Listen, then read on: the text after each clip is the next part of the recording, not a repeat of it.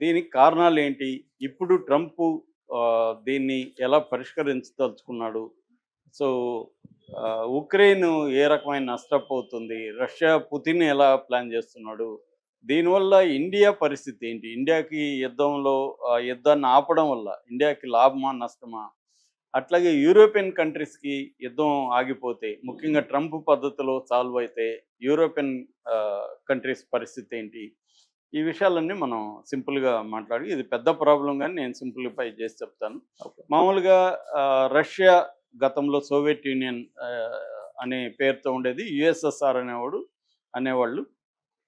United Soviet socialist republic అనమాట. సింపుల్‌గా Soviet union అనేవాళ్ళు.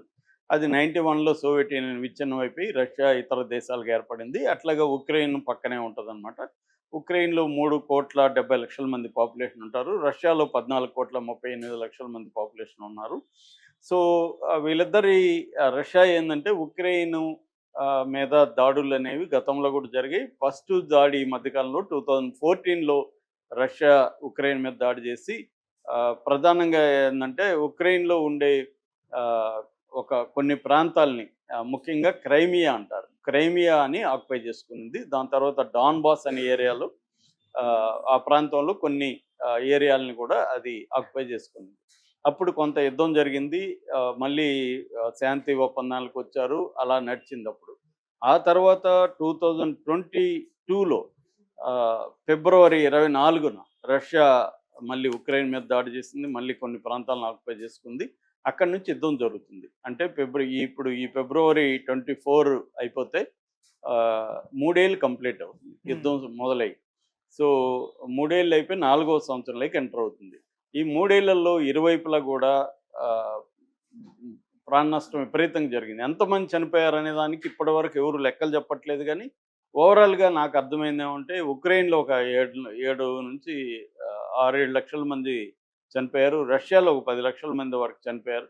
ఓవరాల్‌గా ఒక 10 నుంచి 15 లాక్స్ మంది ప్రజలు చనిపోయారు. ఇది మిలిటరీ అండ్ సివిలియన్స్. సో, రెండవది లక్షలాది మంది యూరప్‌కి వలస వెళ్ళిపోయారు. ముఖ్యంగా ఉక్రెయిన్ నుంచి లక్షలాది మంది వెళ్ళిపోయారు. అట్లాగే ఉక్రెయిన్ బాగా నష్టపోయింది. ఎందుకంటే ఉక్రెయిన్ చిన్న దేశం, రష్యా పెద్దది. ఉక్రెయిన్ ఎక్కువ నష్టపోయింది. ఉక్రెయిన్ ఎకనామీ జీడీపీలో 30% పడిపోయింది.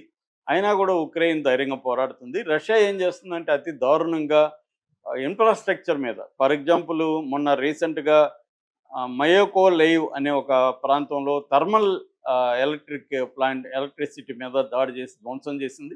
దానివల్ల 1,00,000 మంది చలిలో వాళ్ళకెందుకంటే విపరీతమైన చలి ఉంటది. -20, 30 డిగ్రీస్ వరకు కూడా వెళ్తది. అక్కడ వాళ్ళకి హీటర్స్ కావాలి. ఎలక్ట్రిక్ హీటర్స్ లేకపోతే బతకలేరు. ఇప్పుడు పవర్ లేదు కాబట్టి 1,00,000 మందికి ఎలక్ట్రిక్ హీటర్స్ లేకుండా చలిలో వణికిపోయి కొంతమంది చనిపోయారు. పెద్దోళ్ళు, ముసలోళ్ళు. మిగతా వాళ్ళు ఇళ్లల్లో నానా బాధలు చలికి పడుతూ మంటలేసుకొని ఇలాగా ఇబ్బందులు ఎదుర్కొన్నారనమాట. అటువంటి మామూలు ప్రజల్ని ఇబ్బందులు పెట్టే విధంగా కూడా రష్యా అటాక్స్ చేస్తూ ఉంది.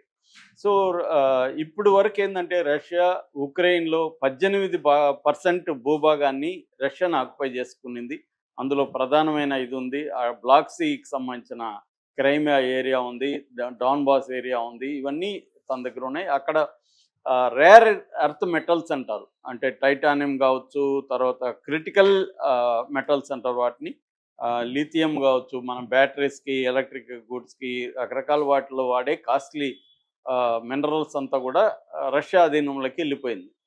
సో, ఇప్పుడు ప్రపంచవ్యాప్తంగా ముఖ్యంగా యూరోపియన్ కంట్రీస్ ఉక్రెయిన్‌కి చాలా హెల్ప్ చేస్తున్నాయి. ముఖ్యంగా నాటో. నాటో అంటే నార్త్ అట్లాంటిక్ ట్రీటీ ఆర్గనైజేషన్. ఇది 1949లో 11 దేశాలతో ఏర్పడింది. ఇప్పుడు 32 దేశాలు ఈ నాటోలో ఉన్నాయి. నాటో అనేది ప్రధానంగా యూరప్ దేశాలు ప్లస్ నార్త్ అమెరికన్ కంట్రీస్. హ్మ్. 2 ఉన్నాయి. అమెరికా ఇంకోటి. యూరోపియన్ దేశాలు కలిపి నాటో అంటారు. నాటో అనేది ఒక మిలిటరీ అగ్రీమెంట్. అంటే ఏ దేశం మీద ఈ నాటోలో ఉండే 32 దేశాల్లో ఇంకో దేశం దాడి చేస్తే ఈ 32 కూడా ప్రొటెక్షన్‌కి ఎళ్తాయన్నమాట. అటువంటి ఒక ఒప్పందం.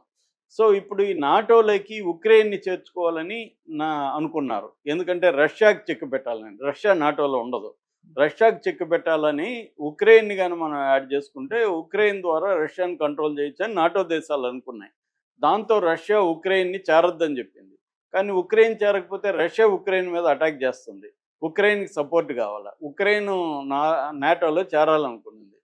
దీనికి రష్యా కోపం పడి రష్యా అటాక్ చేసింది. ఇది రష్యన్ వెర్షన్ అన్నమాట. ఇలాగా 3 ఏళ్లుగా దారుణం జరుగుతుంది. దీని ప్రభావం ప్రపంచవ్యాప్తంగా పడింది. ఎందుకంటే చమురు నిల్వలు ఇతర రష్యా నుంచి రావాలి. రష్యా మీద ఆంక్షలు అమెరికా, నాటో కంట్రీస్ రష్యా మీద ఆంక్షలు విధించాయి.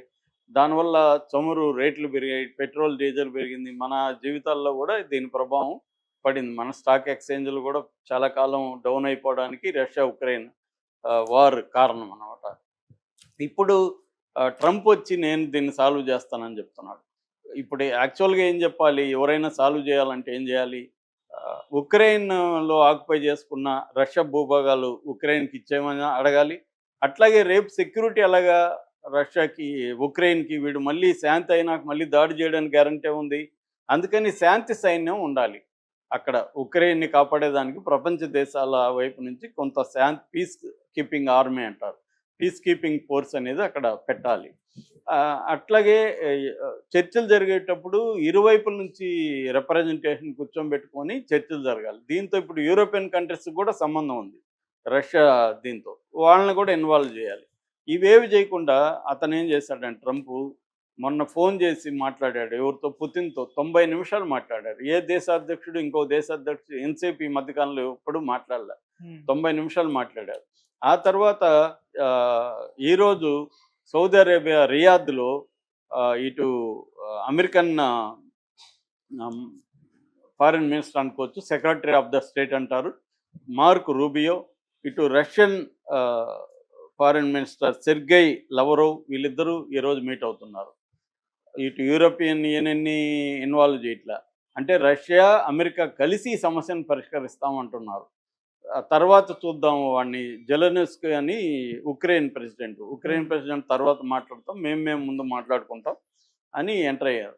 అంటే నాటోని పట్టించుకోవట్లేదు, నాటో ఉన్న 32 దేశాలను ఇన్వాల్వ్ చేయట్లేదు. రష్యా వల్ల బాధలు పడుతున్న ఇతర దేశాలు ఉన్నాయి. ఫర్ ఎగ్జాంపుల్ బాల్టిక్ కంట్రీస్ అంటారు. ఈస్టోనియా, లాట్వియా, లిథువేనియా ఈ దేశాలు ఉన్నాయి.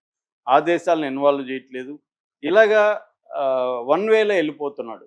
రెండోది తను సాల్వ్ చేసిన దానికోసం ఈ ఉక్రెయిన్ నుంచి నేను ఇందాక చెప్పిన రేర్ మెటల్స్ ఉన్నాయి కదా, ఈ టైటానియం, లిథియం, ఈ మెటల్స్ మాకు కావాలన్నాయి ట్రంప్ అంటున్నాడు.